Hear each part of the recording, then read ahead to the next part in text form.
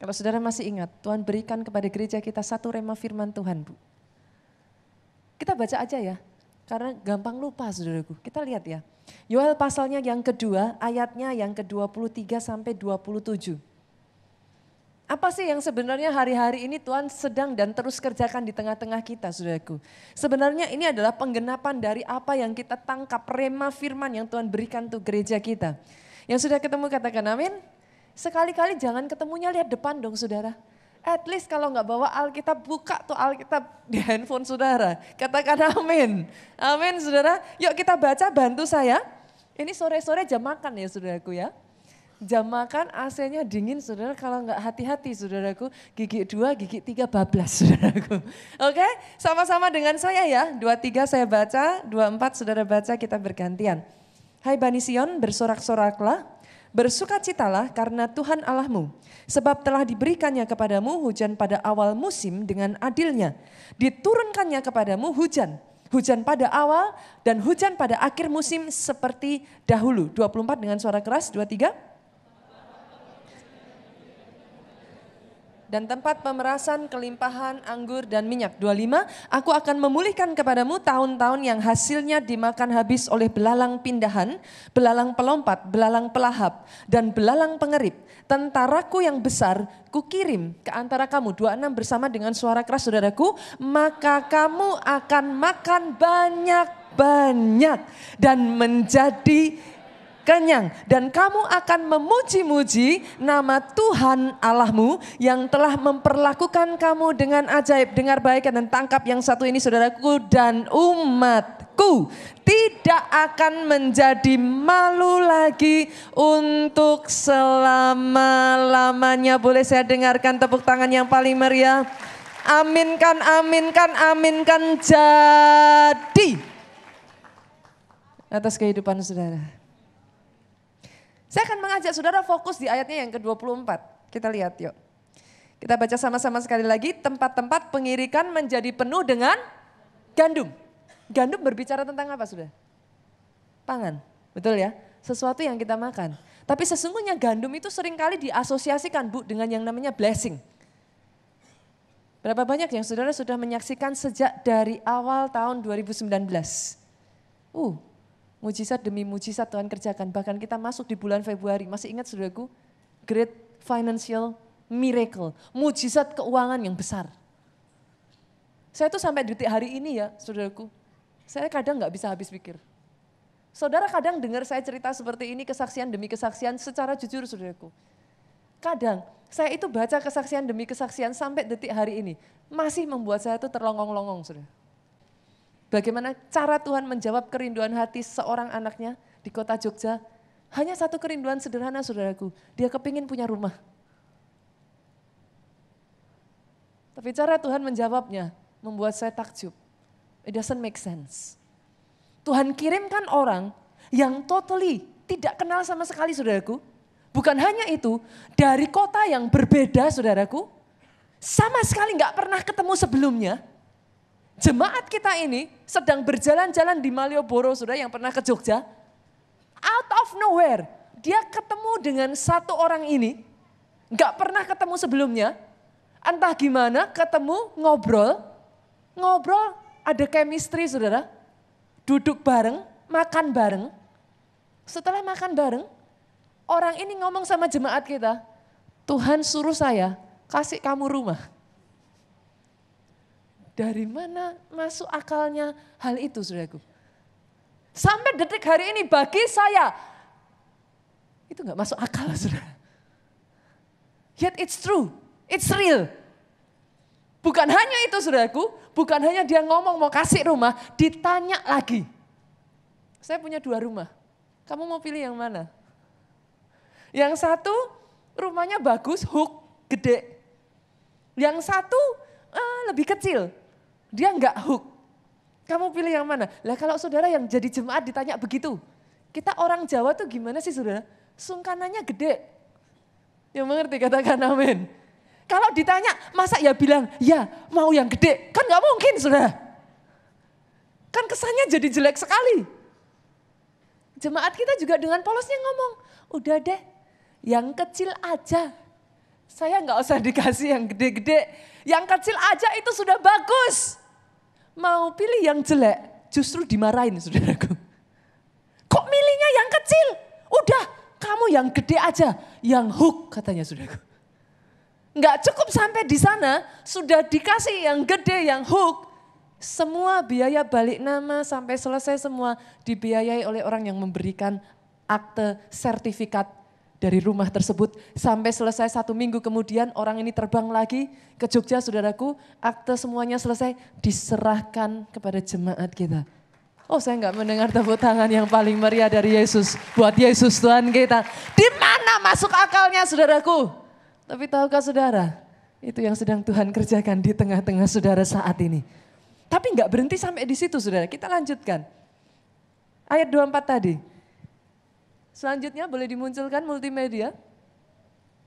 Ada? Ayat yang ke-24. Oke, kita baca selanjutnya saudaraku. Dan apa? Tempat pemerasan, kelimpahan anggur dan minyak. Minyak itu bicara tentang apa saudara? Anointing, no doubt. Di mana-mana di dalam Alkitab saudara berbicara tentang minyak bu, pasti bicaranya tentang anointing, pengurapan. Apa yang terjadi? Terus menerus, hampir every single day saudara, terjadi atas gereja kita. Mujizat kesembuhan demi kesembuhan, itu sudah tidak terbilang banyaknya Pak. Nanti kalau saudara saksikan kesaksian yang diceritakan oleh jemaat kita ini saudaraku, saya mendengar kesaksiannya saja saudaraku, saya hampir meneteskan air mata. Padahal jemaat ini baru datang ke gereja kita nggak lebih dari 1 bulan saudaraku. Mungkin kalau sekarang udah lebih ya, mungkin sekitar 2 bulan saudaraku. Tapi mujizat yang terjadi is just unbelievable. Beberapa waktu yang lalu Pak Yosi datang ke tempat ini. Berapa banyak di sini yang datang KKR 10 hari? Sekalipun di gereja kita ini hanya kita adakan 4 hari, boleh lambaikan tangan saudara? Boleh saya lihat kita berikan tepuk tangan yang paling meriah? Pada saat Pak Yosi datang saudaraku, saya kaget sekali ketika Pak Yosi menceritakan tentang kesembuhan dari salah satu jemaat kita saudaraku. Bapak ini maaf saudara, saya harus mengatakan dari keluarga yang maaf saudara, bukan hanya miskin tapi benar-benar miskin saudara. Saking miskinnya Pak, untuk periksa ke dokter bagi dia itu dia harus berpikir bahwa penyakit itu serius baru dia mau membawa itu ke dokter saudaraku. Dimulai dari hal yang sepele saudara. Dia terkena sariawan. Kemarin Pak Jo juga ceritakan itu. Dia terkena sariawan. 1 bulan gak sembuh-sembuh. Normalnya kalau sariawan tuh berapa lama sih saudara? Ya kita kalau benar-benar kita obatin seminggu sembuh lah harusnya ya. Ini 1 bulan gak sembuh-sembuh bu. Bukannya sembuh semakin parah saudaraku, semakin menjalar kemana-mana saudara. Akhirnya dia memutuskan udahlah dibawa ke dokter. Kenapa kok sampai seperti itu?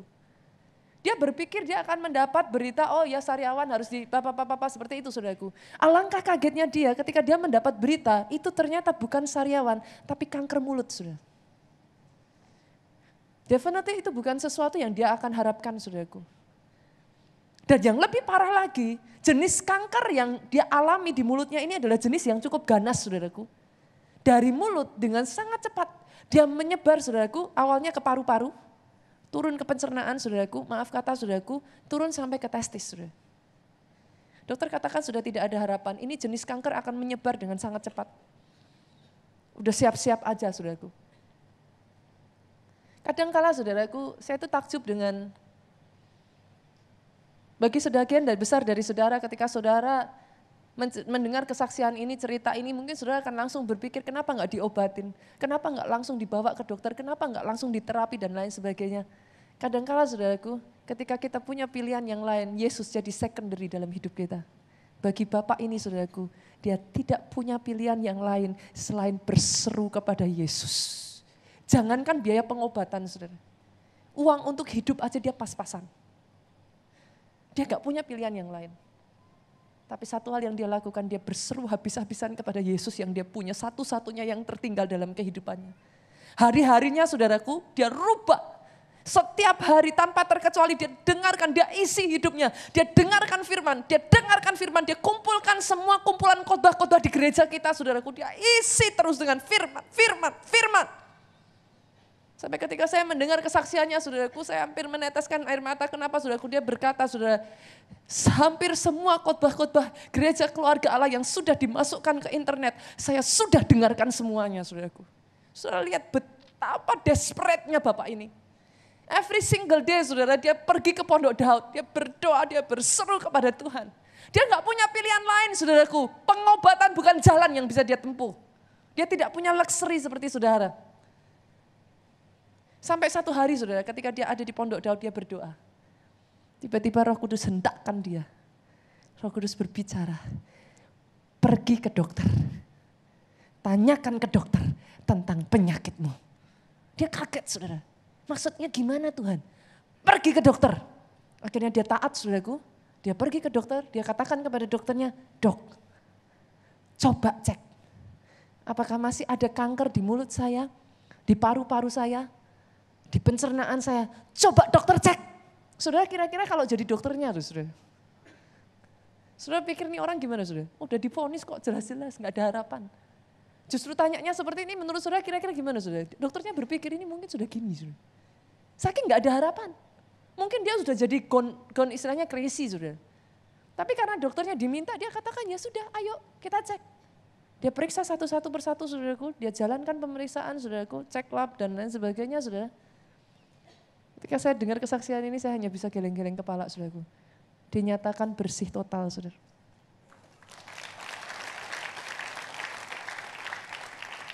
Kadangkala, saudaraku, when he is number one, he makes you also number one. Tapi rupa-rupanya, saudara, yang Tuhan ingin kerjakan di tengah-tengah kita belum berhenti, tidak sampai hanya di sini saja, saudara. Kita lanjutkan ya, ayat yang ke-24 tadi kita lihat, saudaraku. Tempat pemerasan kelimpahan anggur dan minyak. Anggur berbicara tentang apa, saudara? Di Alkitab, kalau saudara dengar kata anggur, langsung mengingatkan dengan satu kisah apa, saudara? Yesus mengubah air menjadi anggur. Sejak dari hari ini saya deklarasikan, saudaraku, dari tempat ini terjadi pemulihan keluarga, mujizat demi mujizat, pemulihan keluarga mulai dari hari ini Tuhan kerjakan. Bahkan saya perkatakan di tempat ini kalau ada di antara saudara yang sudah berpikir akan divorce, saudaraku, bercerai. Saya perkatakan saat ini I cancel the spirit of divorce. Dibatalkan di dalam nama Yesus. Yang membuat saya kaget, saudara, minggu ini Bu, saya persiapan ini. Biasanya gereja kita, saudaraku, saking banyaknya kesaksian, saudara. Di grup pembicara itu kita pasti di-blast, saudara. Kesaksian demi kesaksian apa yang bisa kita ceritakan, saudaraku. Kaget saya, saudaraku, ketika saya membaca kesaksian demi kesaksian yang masuk. Baru khotbahnya masuk minggu ini, saudara. Tapi ternyata, Bu, Tuhan sudah kerjakan jauh lebih dahulu daripada firman Tuhan diberitakan.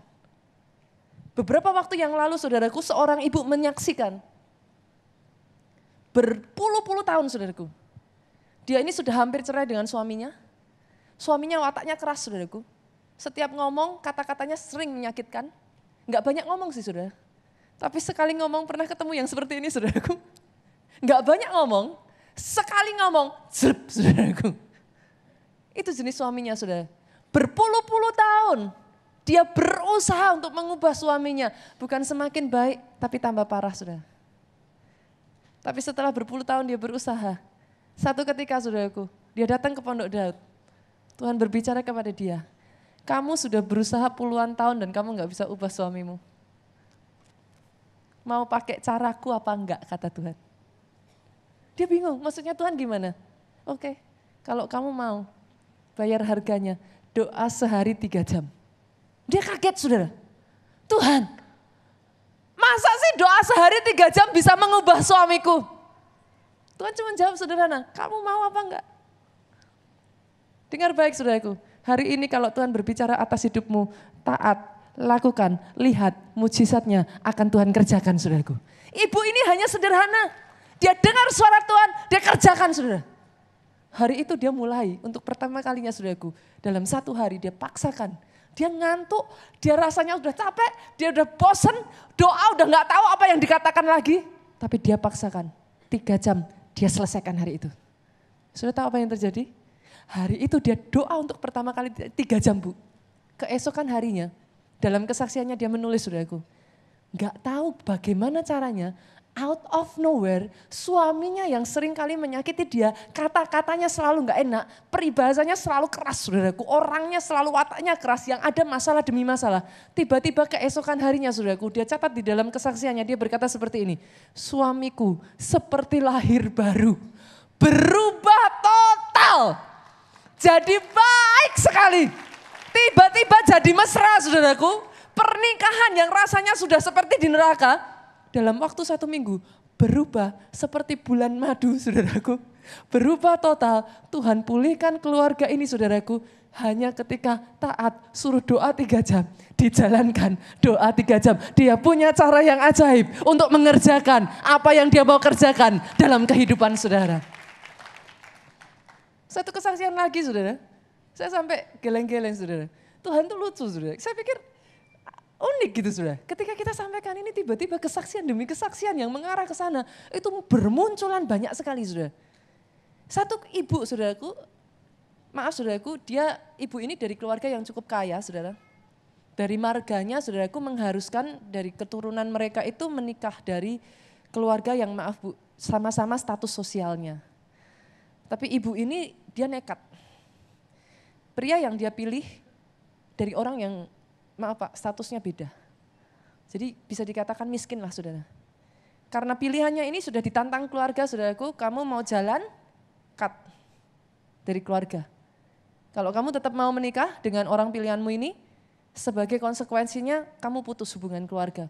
Kamu keluar dari istilahnya apa sih saudara, marga ya, terah dari nama keluarganya ini saudaraku. Dia nekat saudaraku, dia menikah dengan pria pilihannya ini saudaraku. Mereka benar-benar putus hubungan keluarga saudara. Tapi yang lebih parah bukan hanya itu saja. Bukan hanya sekedar diputus hubungan keluarganya. Tapi yang sangat menyesakkan bagi dia. Ketika dia melahirkan anak yang pertamanya saudaraku. Anak pertamanya ini diambil oleh keluarga besarnya saudaraku. Puluhan tahun tidak diizinkan berjumpa dengan anaknya ini saudara. Bahkan ketika dia mendapat kabar bahwa anak ini sudah melahirkan cucu bagi dia. Tetap keluarganya tidak pernah mengizinkan. Jangankan berjumpa saudaraku, bertelepon pun tidak pernah diizinkan saudara. Saya seorang ibu saudaraku.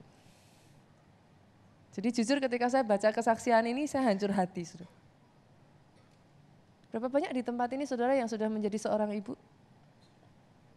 Saudara tahu yang saya katakan. Bu, gimana sih rasanya?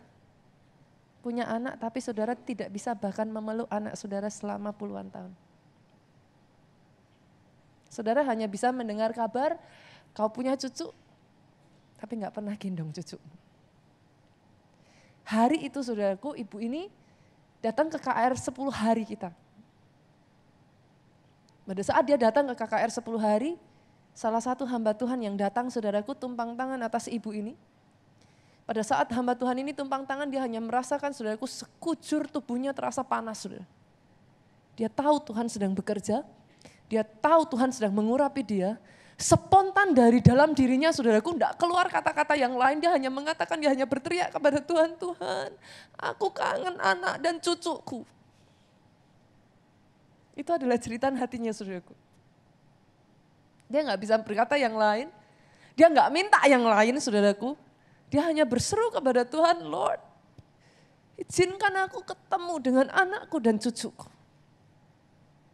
Selesai hari itu saudaraku, besoknya dia pulang. Ini kalau saya nggak salah saudaraku, selama 30 tahun dia nggak pernah berjumpa saudara. Tapi saya diberi kabar saudara, dari hari itu dia datang ke KKR, keesokan harinya, out of nowhere tiba-tiba saudaraku, ada satu telepon berdering. Setelah dia angkat dia berkata, suara di telepon itu berkata, Mama, bagaimana kabar Mama? Anaknya menelpon saudaraku, dan untuk pertama kalinya anaknya mengajak dia makan bersama. Dia berjumpa di sebuah restoran saudaraku, di sebuah mall. Tapi yang membuat sukacitanya meluap, anaknya mengajak cucu dari ibu ini ikut serta untuk pertama kalinya. Ibu ini berjumpa dengan cucunya, saudaraku. Memeluk cucunya. Bolehkah saya berkata di tempat ini? Hati Tuhan ada atas hidupmu. Bagi Tuhan, saudara, bukan hanya sebuah kebetulan. He deeply care about you. Satu persatu hidup saudara matters, penting bagi Tuhan. Begitu pentingnya engkau bagi Tuhan, saudaraku, sampai Dia menulis namamu di telapak tangannya. Bukan hanya itu saja, saudaraku. Begitu pentingnya saudara buat Dia. Tahukah saudara, Dia rela mati di atas kayu salib untuk memastikan engkau menerima hidup dan hidup yang berkelimpahan. Yang percaya boleh saya dengar aminnya, aminnya, aminnya yang paling keras dari tempat ini. Tepuk tangannya yang lebih dahsyat lagi buat Yesus Tuhan kita. Pertanyaannya sekarang saudara, bagaimana saudara bisa mengalami mujizat pemulihan keluarga itu? Yang jadi masalah bagi banyak orang Kristen, saudara. Saya sangat menyayangkan hal ini. Di luar everything seems to be okay. Kelihatannya baik-baik saja. Saudara datang ke gereja, saudara salaman dengan asyir. Mana ada sih saudaraku namanya salaman? Gak ada kan saudaraku. Semua juga kalau saudara salaman pasti shalom, shalom ibu. Kan semua malaikat kan saudara. Tapi bolehkah saya izinkan saya berkata hal ini saudaraku. Kejujuran awal dari pemulihan. Maafkan saya saudara. Jangan bersembunyi di balik kekristenanmu. Hanya karena kau Kristen tidak menjamin keluargamu baik-baik saja. Maafkan saya harus mengatakan satu hal ini, para pelayan Tuhan. Hanya karena kau melayani Tuhan, hanya karena saya berdiri di atas panggung ini, tidak berarti keluarga saya baik-baik saja. Jabatan dan pelayanan cannot guarantee the state of your family. Kondisi keadaan keluargamu.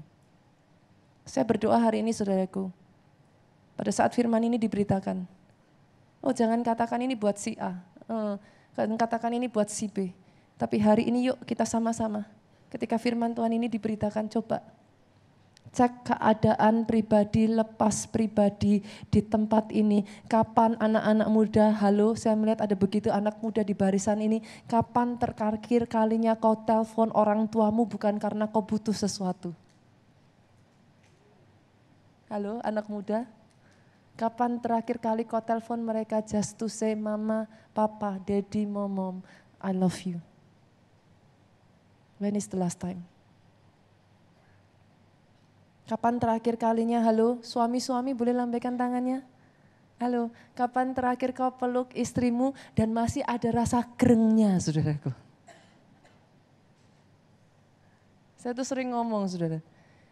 Saya tuh masih ingat, namanya orang kalau zaman pacaran tuh ya apa sih, saudara?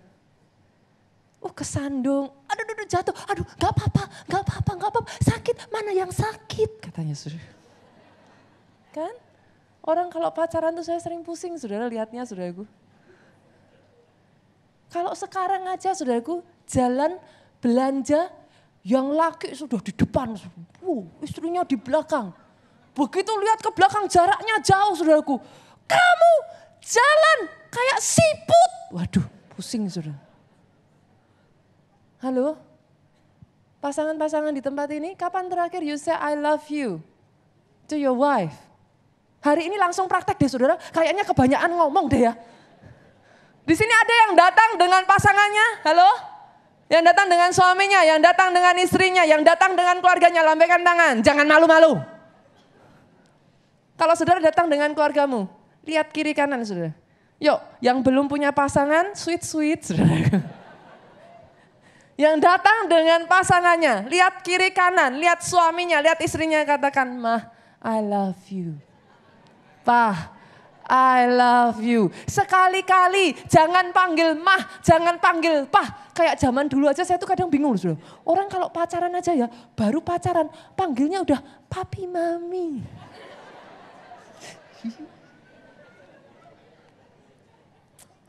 Sekarang coba dong sekali-kali saudara, sekarang sudah menikah ya saudara. Panggil dong pasangannya. Jangan sekali-kali cuma panggil apa mah kayak gitu saudaraku. Panggil honey dong. Panggil sweetheart. Sweetie honey bunny. Apalah saudara terserah saudaraku. Tapi berapa banyak dari saudara di tempat ini mengerti satu hal ini. Kalau saudara mau tumbuh pohon mangga, tanam benih mangga. Kalau kau mau tumbuh pohon jeruk, tanam benih jeruk. Lah masalahnya banyak Tuhan saudaraku, pengen tumbuh benih cinta kasih dalam keluarga. Cinta kasih berbicara tentang apa? Anggur. Tapi enggak pernah tabur benih cinta kasih. Hari ini saudaraku, kita mengerti satu peribahasa di Indonesia ini, lebih baik mencegah daripada mengobati. Jangan tunggu hancur dulu saudaraku. Yang mengerti katakan amin. Mulai detik hari ini, taburkan benih kasih di keluarga saudara. Taburkan benih perhatian. Masih ingat saudara tahun lalu saya bercerita tentang 5 bahasa perbedaan bahasa kasih? Ada yang masih ingat enggak? 5 bahasa kasih? Ada? Masih ingat apa saudara? Apa? Apa bahasa kasih saudara? Nah, biar enggak susah. Nah, give. Give. Apa nih? Ya, melayani saudaraku. Saudaraku, bahasa kasih saya definitely give saudaraku. Saya tuh orang yang, berapa banyak dari saudara mengalami yang saya alami. Biasanya kita akan mengasihi orang lain dengan bahasa kasih kita. Betul? Bahasa kasih saya give. Cara saya mengasihi suami saya, ya saya merasa kalau saya memberi sesuatu kepada dia, saya mengasihi dia. Satu ketika dia ulang tahun saudaraku, saya pernah cerita deh kayaknya dulu. Satu ketika suami saya ulang tahun, 1 tahun saudara, saya itu udah nabung saudara. Saya udah mikir, saya akan belikan kado yang spesial, saya akan surprise saudaraku. Tara, saya sudah bayangkan dia happy sekali, dia akan say thank you saudaraku. Wah, membayangkan itu saja saya udah happy saudara. Jadi bukan saya yang terima kadonya, hanya membayangkan kasih kado itu buat suami saya sudah happy. Saya pilihkan kado yang terbaik yang saya bisa beli saudaraku. Tepat hari ulang tahun saudara. Tepat hari ulang tahun saudaraku, saya kasih kadonya saudara. Saya berpikir dia akan surprise saudaraku, terus dia katakan thank you gitu saudaraku. Tahukah saudara apa yang dia katakan? Ngapain? Kamu beli mahal-mahal, buat apa? Boros, nggak usah. Langsung jelep saudaraku. Hati saya hancur berkeping-keping saat itu juga saudaraku. Aduh, kadangkala saudaraku, kita berusaha mengasihi, we think we love, tapi bukan itu bahasa kasihnya. Berapa banyak orang tua, saudara berpikir anak segalanya bagi saudara. Kau berpikir saudaraku ketika anak datang kepada saudara untuk bercerita, sebagai orang tua tanggung jawabmu memberi nasihat. Tapi berapa banyak dari orang tua, kau merasa engkau sudah melakukan bagianmu, tapi anakmu keluar dari kamarmu, dia banting pintu kamarnya, dia menangis dan dia berkata, aku tidak akan pernah lagi bercerita kepada orang tuaku. Karena setiap kali dia bercerita kepada saudara, dia ceritanya A sampai C saudaraku. Seringkali kita sebagai orang tua kasih nasihat A sampai Z. Dan setelah selesai kita puas. Kita berpikir kita mengasihi anak kita, saudaraku. Tapi anak kita berpikir, no, you don't know me. You don't care about me. Berapa banyak seringkali saudaraku orang tua ketika berkata mengasihi anaknya, yang saudara pikir mengasihi, you give them toys. Tuh ibu, ketika anak kita masih kecil kita belikan segala keperluan yang dia inginkan, sepatu, baju dan lain sebagainya. For them, yang mereka butuhkan bukan toys, saudaraku, they need your time. Hari ini saya berdoa, kasihi pasangan saudara, kasihi keluargamu dengan bahasa kasih yang mereka butuhkan. Cari apa bahasa kasihnya. Saya pernah cerita saudaraku, Tadi saya ngomong bahasa kasih saya give. Ternyata bahasa kasih suami saya berbeda, saudara. Bagi suami saya give itu dia nggak butuh, saudara. Di satu ketika saya berkata, saudara, karena di Jakarta ini kita sering ya lihat ya, saudaraku, orang beli barang-barang bermerek, saudara.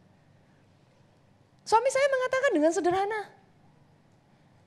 mau barang bermerek nggak bermerek, kalau saya pakai orang pikir itu barang bermerek katanya. Saya tuh sampai ketawa, saudaraku. Kamu ya, dia dengan santainya, mau itu barang bermerek nggak barang bermerek, it's okay katanya. Who cares? Saya ngeliatin dari ujung kepala sampai ujung kaki, saya pikir ini alien kali ya. Bagi suami saya, saudaraku, yang dia butuhkan, bahasa kasihnya dia, itu time, waktu kebersamaan. Saya sampai ngomong, loh, saya itu setiap hari juga sama kamu. Tapi enggak, bukan itu, saudaraku. Suami saya itu senang, saudara. Dulu ketika kami di Jogja, Pak Jo itu ya, saudaraku, paling senang. Saya sampai pikir-pikir, saya pikir saya sampai godain dia, saudaraku. Ternyata nyenengin kamu tuh murah ya, saya bilang. Loh kenapa, saudara? Dia tuh senangnya, tahu kah, saudara? Dia tuh senangnya kalau saya di Jogja, saudaraku, dia akan ajak saya keliling-keliling ring road. Di sini ada yang pernah ke Jogja? Ada, nah orang-orang Jogja. Di Jogja tuh ada yang namanya ring road. Pak Jo tuh paling senang, saudara, kalau di Jogja, dia akan ajak saya keliling-keliling ring road, naik mobil, saudaraku. That's it, jadi cuma keluar uang bensin, saudara. Di mobil, kita ngobrol sepanjang perjalanan, saudara. Itu bisa 1 jam, bisa 2 jam. Hanya putar-putar ring road, saudara. But he enjoy it.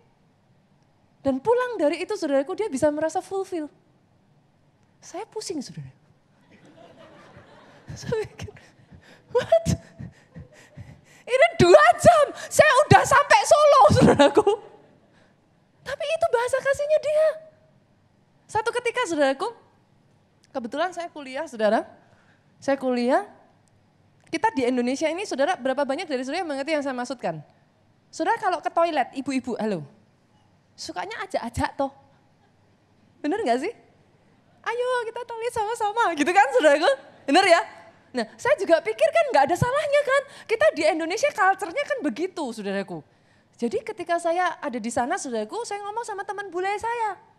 Dasar teman saya bule, saudaraku. Saya bilang, yuk ke toilet. Saudara tahu dia jawab saya apa? Are you a baby? Wah itu saya. Dia katakan, kamu memangnya bayi, ke toilet butuh ditemenin. Loh saya pusing, saudaraku. Loh di Indonesia saya nggak perlu jadi bayi untuk ditemenin ke toilet. Sejak dari hari itu, saudaraku, saya menetapkan di dalam hati saya, saudara. Berapa banyak dari kita kalau saudara terluka, you put defense. Saudara mengerti yang saya maksudkan? Sejak dari hari itu, saudaraku, saya pulang dari Amerika sekalipun, saya berkata pada diri saya sendiri, saya harus jadi orang yang mandiri. Selama saya masih bisa, saya nggak mau repotin orang lain. I will do it myself. Akhirnya terbentuk yang seperti itu dalam diri saya, saudara. Saya pulang, seringkali saya sudah terbiasa, saudaraku, untuk menyelesaikan 2, 3, bahkan 4 tugas sekaligus, saya harus bisa mengatur waktu saya dan itu selesai semua. Jadi satu ketika saya pergi ke mall dengan suami saya, ya saya pikir wajar, saudara. Biasa di mall yang namanya udah mau tutup, saudara akan dengar suara seperti ini. 30 menit lagi. Toko ini akan ditutup. Nah kalau saudara sudah dengar suara seperti itu, ibu-ibu biasanya langsung berpikir, ding saudaraku. Kebutuhannya, saudaraku, langsung sudah didaftar. Lah saya mikir, saudaraku, saya masih butuh beli obat-obatan, saya butuh ke supermarket. Saya ngomong sama suami saya, oke ya kita bagi tugas. Kamu pergi ke toko, ke apotek, saudara, ke apotek, saya ngomong sama saya, kamu yang beli ini. Oke ya, saya pikir gampang kan, saudara, itu saya udah list semuanya, saya WhatsApp ke dia, saudaraku. Nanti saya ke supermarket, saya beli ini. Oke ya, tepat jam 10 kita ketemu di sini gitu, saudara. Saya pikir kan oke, saudaraku. Kan selesai sudah, kita tugas mission accomplished, kita pulang, saudaraku, selesai. Suami saya dengan santainya ngomong, enggak. Udah sama-sama aja. Loh kok sama-sama? Saya bilang, loh kalau sama-sama nanti kita nggak cukup waktunya. Dari obat aja pergi ke supermarket, udah tutup supermarketnya. Nggak apa-apa, besok buka lagi. Saya gecek rasanya, saudaraku. Dulu hal-hal seperti itu, saudaraku, saya marah. Kalau kita tidak belajar mengasihi dengan bahasa kasih pasangan kita. Saya marah, saudaraku. Kadang saya sampai frustasi, kadang saya sampai bahkan bisa bertengkar karena hal seperti itu. Tapi later on, Roh Kudus jamah saya mengerti. Roh Kudus tuh hanya ngomong sama saya sederhana, saudaraku. He just want to be with you. What's wrong with it? Saya sebenarnya mau protes, saudara. Ya it's wrong, saudara. Karena waktunya nggak cukup, saudara. Tapi dari situ saya menyadari, saudaraku, itu adalah bahasa kasih dari suami saya. Orang tua, halo. Kapan kau terakhir mengasihi anakmu dengan bahasa kasih mereka? Anak-anak di tempat ini, izinkan saya mengatakan hal ini. Saya rasa saya cukup adil untuk mengatakan ini karena posisi saya juga sebagai anak, saudaraku. Mewakili para orang tua, saudara. Tidak peduli seberapa kaya pun, saudara. Kadang yang dibutuhkan orang tua, saudara, bukan uangmu. Kau tidak akan pernah bisa membeli, saudaraku. Jangan hanya karena kau sudah kaya dan sudah berhasil. Everything about your parents is about money. No. Waktu-waktu di mana mereka membesarkan saudara ketika saudara masih bayi, tidak akan pernah bisa saudara bayar dengan uang seberapapun itu juga. Never.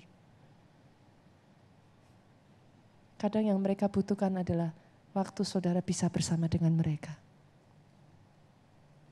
Ketika saudara masih kecil, merepotkan loh saudara. Felicia ini mengandung anak yang keempat. Saya tanya, Vel, repot gak kira-kira punya anak 3 cowok semua? Ada saatnya nggak kepengen rasanya me time. Tapi dia tetap lakukan itu karena untuk anaknya, saudara. Rasanya cukup fair, saudaraku. Ketika orang tua saudara sudah cukup tua, mungkin bagi saudara mereka merepotkan. Tapi ini gantinya waktu saudara sebagai anak membalas apa yang sudah orang tua saudara lakukan bagi saudara. Boleh saya dengar kata amin dari tempat ini? Kasihi mereka, saudaraku, selagi masih ada waktu. Karena yang namanya keluarga, saudaraku, berapa banyak dari saudara yang tahu? Kita itu, pernah nggak sih saudara lihat ada orang tersandung batu yang gedenya se-speaker ini, saudara? Kalau sampai ada, kayaknya perlu tanda tanya ada yang salah batunya atau orangnya, saudaraku. Saya tanya, saudara, kira-kira kalau kita kesandung, saudara, kita sampai tersandung, itu biasanya tersandung apa, Bu? Kerikil kecil, betul? Yang tidak kita pikirkan. Tapi tahukah saudara yang kecil-kecil itu kalau terus-menerus terjadi gesekan demi gesekan, itu bisa mengeringkan kasih dalam keluargamu. Saya akan masuk pada poin saya yang kedua, saudaraku. Itu sebabnya, saudaraku. Hati-hati, siapa orang yang saudara undang masuk dalam keluargamu. Kita lihat yuk. Pernikahan di Kana tadi, saudaraku, apa yang membuat pernikahan itu terselamatkan? Yohanes 2 ayat yang kedua. Baca ya saudaraku sama-sama. Apa sih yang membuat pernikahan itu terselamatkan, saudaraku? Yohanes 2 ayat yang kedua, baca dengan suara keras 2-3. Yesus dan murid-muridnya diundang juga ke perkawinan itu. Pertanyaannya sekarang, siapa yang saudara undang ke perkawinan saudara, di dalam perkawinan saudara? Saya tuh kadang gak habis pikir loh saudara, saya tuh sering dapat konseling saudaraku. Terjadi masalah keluarga, saya tanya lah kenapa masalahnya. Ternyata saudaraku istrinya tengkar sama suaminya, itu kan wajar ya saudaraku. Bolehkah saya tanya di sini ada yang sudah pernikahannya lebih dari 20 tahun? Pak Chandra, Bu Ali sudah menikah berapa tahun ya, Bu? 35 tahun. Wow, kita kasih tepuk tangan saudaraku. Pak, Bu Aling aja deh. Pernah nggak bertengkar sama Pak Chandra? Sering katanya saudaraku. Nggak ada keluarga yang nggak pernah bertengkar, saudara. Pertengkaran itu wajar. Nah yang jadi nggak wajar, saya tanya memangnya kenapa kalau bertengkar? Saya sering ngomong sama keluarga yang belum pernah bertengkar, belum cukup lama menikah. Benar kan? Kenapa? Apa yang salah dengan itu? Ternyata saudaraku rupa-rupanya yang jadi pokok permasalahan bukan bertengkarnya saudara. Si istri bertengkar dengan suaminya, Tapi menyenangkannya saudaraku curhatnya sama mantan pacarnya. Satu kadang gak habis pikir, ini orang Kristen itu polos apa naif? Apa-apa saudaraku. Bukan cuman curhat dengan mantan pacar, saudara. Jelas-jelas mantan pacarnya masih menaruh harapan, saudaraku. Sudah berharap apa? Halo para pelayan Tuhan di tempat ini. Bolehkah saya berkata, di gereja kita punya SOP, saudaraku. Etika pelayanan harus dijaga. Yang mengerti katakan amin. Yang namanya konseling, saudara, lebih baik sesama jenis. Konseling lawan jenis hanya dibolehkan saudaraku kalau memang tidak memungkinkan dengan satu kondisi, ruangannya dijaga. Udah konseling beda jenis saudaraku, pintunya dikunci, klek. Saya tidak habis pikir kadang-kadang saudaraku. Pastikan saudara bila perlu kordenya buka. Orang bisa lihat, orang mau lalu lalang juga bisa saudaraku. Kenapa saudaraku? Itu tujuannya untuk menjaga kita bersama. Anak muda, halo, pelayanan anak muda di sini. Youth, boleh saya lihat tangan-tangan terangkat di sini? Youth Impact, halo. Saya tuh sering lihat saudaraku, anak-anak muda sering kali kalau sudah pelayanan satu dengan yang lain dekat, cowok, cewek, pelukan saudaraku, cool, pastor, cool. Enggak cool saudaraku. Enggak cool. Loh, orang bilang saudaraku, cinta itu dimulai dari sebuah kebiasaan. Saudara jangan main-main. Ketika saya kuliah saudaraku, guru saya mengajarkan satu ini. Ada satu dosa saudara yang tidak ada satu orang pun di dunia ini kebal. Enggak pendeta, enggak presiden, enggak muda, enggak tua saudaraku, enggak gede, enggak kecil saudara. Ada satu dosa ini yang tidak satu orang pun kebal. Namanya adalah dosa perzinahan. Dan terhadap dosa yang satu ini hanya satu ilmunya. Apa saudara? Ilmu Yusuf. Apa bu? Lari. Nah masalahnya nanti dulu sudah. Lari kemana? Banyak orang Kristen. Oh ya, Pastor Nita bilang lari. Lari di tempat saudara. Ada. Yang lebih parah lagi. Ayo Pastor kita lari. Lari kemana? Lari mendekat katanya saudara. Kalau sudah dosa yang satu ini saudaraku nggak ada ilmu yang lain. Lari menjauh. Jangan main-main dengan dosa yang satu ini. Hati-hati siapa yang kau undang dalam pernikahanmu. Saya ajak saudara kita lihat ya saudara. Segala sesuatu itu ada bagian Tuhan, ada bagian kita. Sampai di titik tertentu saudaraku, sebagian orang berkata kepada saya, Pastor, kalau sudah terlanjur, pernikahannya sudah terlanjur hancur, terus gimana? Saya udah gak bisa cinta lagi. You need miracle then. Itu sebabnya mujizat pemulihan keluarga dibutuhkan. Tapi izinkan saya berkata seperti ini saudaraku, ada bagian Tuhan, Tuhan kerjakan mujizat. Tapi ada bagianmu, mujizat bisa terjadi. Satu ketika saudaraku ada sebuah kisah, seorang bapak. Dia punya seorang istri, istrinya baik saudaraku, cantik. Dia menikah, tapi enggak berapa lama saudaraku, ternyata bapak ini main tangan, bukan hanya main tangan saudaraku, ternyata bapak ini mengambil uang tabungan istrinya, saudara.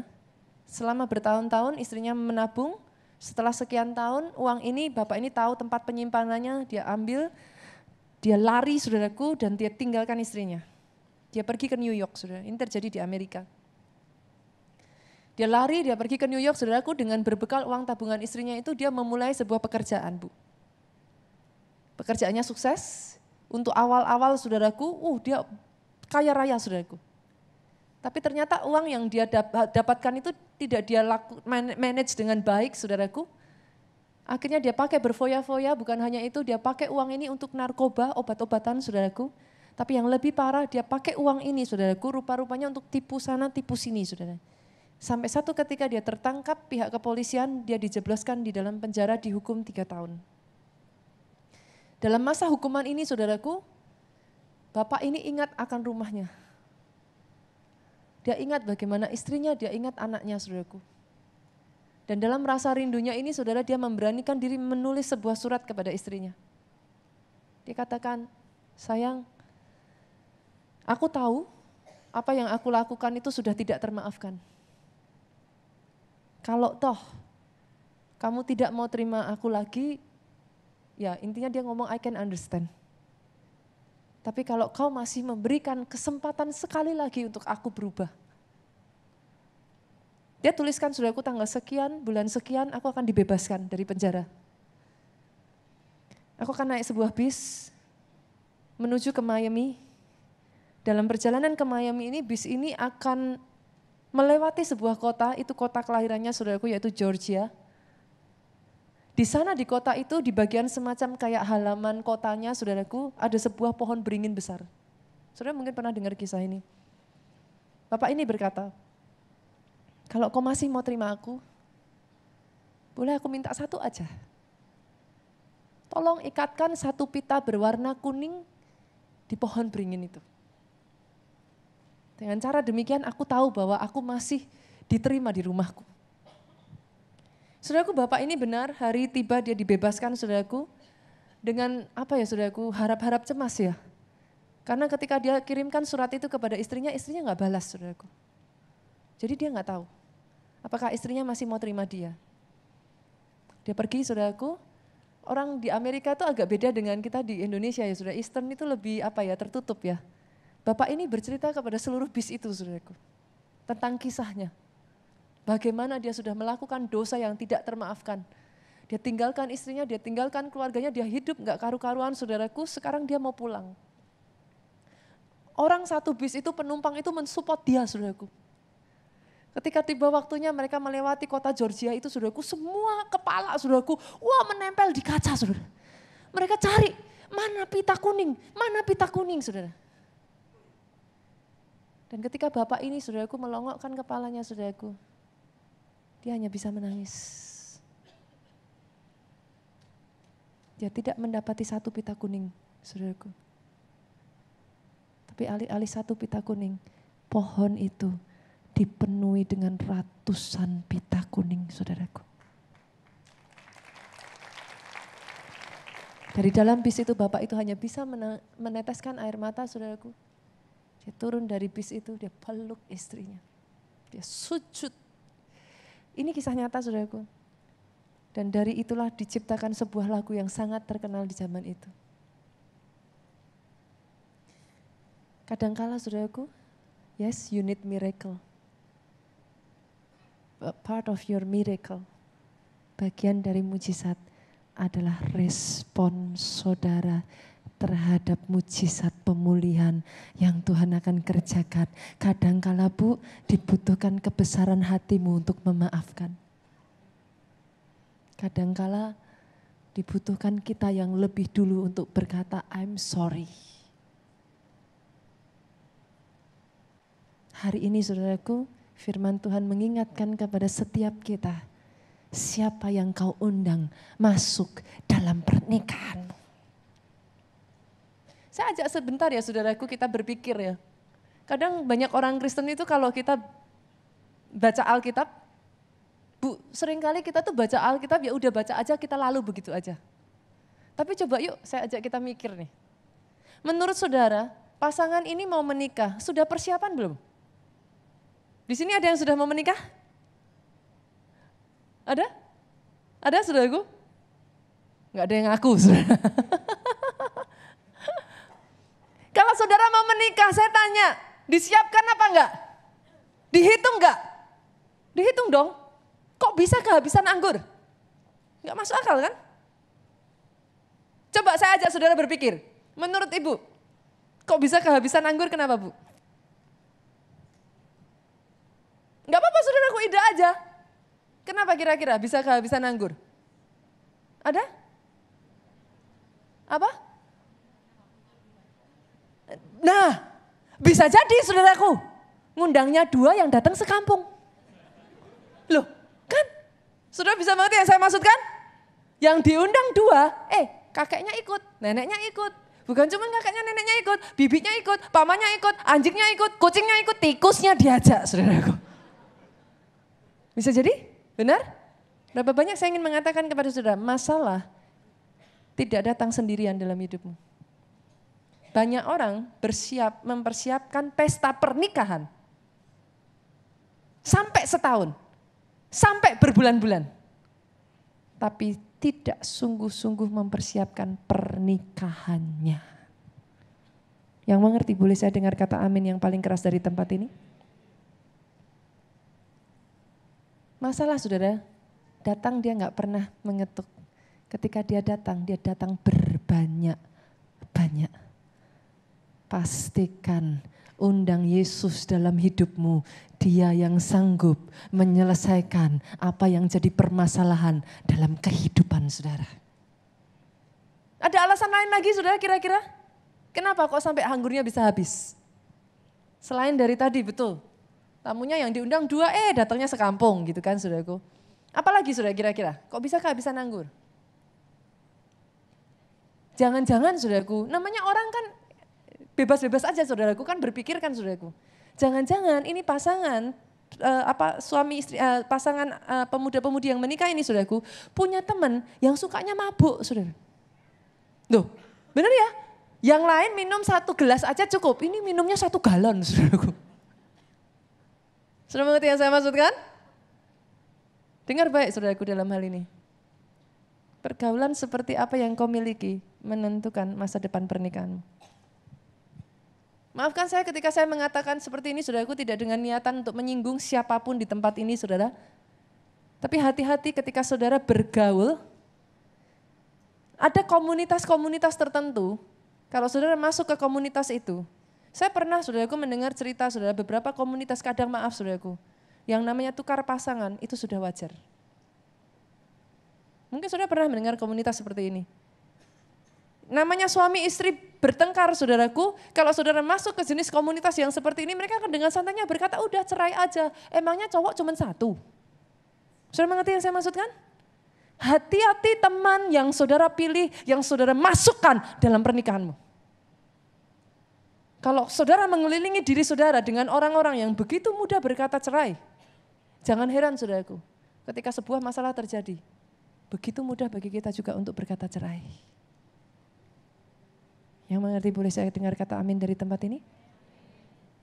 Izinkan saya mengatakan satu hal ini saudaraku. Saya akan tutup firman Tuhan dengan satu hal ini.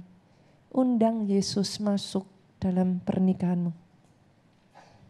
In fact saudara, judul firman Tuhan hari ini, make room for Jesus. Sediakan ruangan bagi Yesus dalam hati saudara. Berapa banyak dari saudara di tempat ini yang sungguh-sungguh mau pernikahan demi pernikahan di tempat ini. Saya tahu saat saudara mendengar semua ini, everything seems to be okay. Tapi hari ini saya ajak, adakah di antara saudara-saudara berkata, Pastor, family is the last thing I wanna go home. Keluarga itu adalah tempat terakhir yang aku mau pulang. Saya masih ingat saudaraku, salah satu kenapa alasan saya mengkhotbahkan firman Tuhan ini saudara. Salah satu hal yang buat saya sangat sedih saudaraku ketika saya berjumpa dengan banyak orang Kristen. Tapi keluarganya hancur saudara. Itu membuat saya sedih. Saya pernah melayani seorang anak saudaraku. Karena saya bergerak di bidang anak saudara. Di Kids Impact. Satu ketika saudaraku kadangkala waktu saya masih di Jogja. Saya tuh suka apa sih saudaraku, saya suka cek ya saudara, saya ke tempat ruangan Kids Impact, saya lihat anak-anak bagaimana, fasilitasnya bagaimana, pelayanannya bagaimana, saya suka kadang seperti itu saudaraku. Satu ketika saya datang saudara, saya melihat seorang anak meringkuk seperti ini saudaraku, dia pegang kedua lututnya, dia meringkuk di sudut ruangan saudara. Saya bingung saudara, anak itu seperti gemetar saudaraku. Saya dekati anak ini dan saya bertanya, what happened to you? Gitu. Apa yang terjadi ke kamu? Semakin saya dekati saudaraku, saya kaget saudara, kenapa? Karena pipinya lebam saudara. Kakinya lebam, tangannya lebam. Kami bertanya kepada anak ini dan maafkan saya saudaraku, saya harus berkata kepada orang tua di sini, tahukah saudara, apapun yang kau lakukan terhadap anakmu, luar biasanya seorang anak saudaraku, dia akan tetap membela orang tuanya. Ingat baik-baik ini saudara. Kau boleh lakukan semua yang gak baik, tapi saya sudah mengkonseling banyak anak saudaraku, saya melayani anak-anak di Samuel Moment, dan itu membuat hati saya hancur saudara. Karena seringkali ketika kami konseling saudaraku, anak-anak ini bahkan tidak mau menceritakan keburukan orang tuanya saudaraku. Saudara akan takjub dengan bagaimana setelah anak-anak ini disiksa, mereka tetap menutup diri, mereka tidak mau menceritakan keburukan orang tuanya. Anak ini saudaraku kami pisahkan. Kami tanya saudaraku, akhirnya dia mengaku saudara.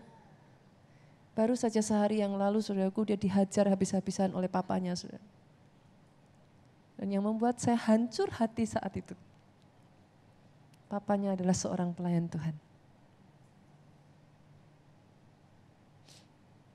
Doa saya saudaraku ini tidak terjadi di gereja ini. Jangan bersembunyi di belakang pelayananmu. Pelayanan tidak membuat engkau menjadi lebih kudus. Jangan bersembunyi di balik kekristenanmu. You don't have that right. Ketika dia menciptakan keluarga, dia mau ada keluarga yang sakinah, glory. Anak-anak mendapatkan pengayoman, anak-anak mendapatkan rasa aman, anak-anak mendapat kasih. Dari situlah mereka bertumbuh untuk mengasihi Bapaknya yang di surga.